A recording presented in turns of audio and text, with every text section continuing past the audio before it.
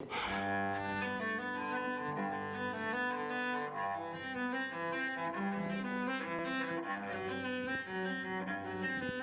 m'appelle Emmanuel Richardot, je suis le professeur de longue vie de violoncelle. Eh bien, écoutez, un violoncelle, c'est un instrument très riche.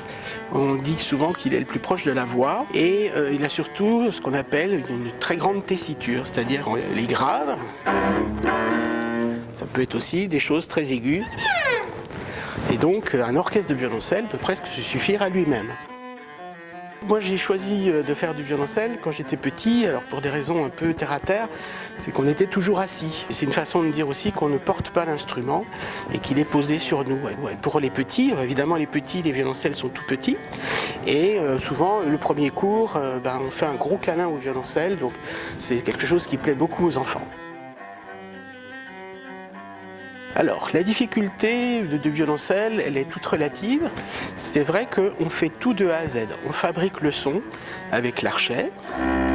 Donc, si le son n'est pas beau, c'est aussi de notre faute. Par contre, quand il est beau, c'est grâce à nous et donc on peut être très fiers. C'est pas comme ces pianistes qui ont déjà tout assisté, ou les organistes par exemple.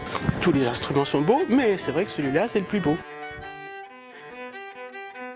J'aime bien demander aux petits et aux grands de faire des choses un peu extravagantes. C'est-à-dire que j'ai très vite fait du métal ou du hard rock avec le violoncelle. J'ai demandé à toute ma classe de danser en même temps qu'ils jouaient du violoncelle, ce qui n'est pas évident. Nous avons fait des danses baroques, c'était très agréable.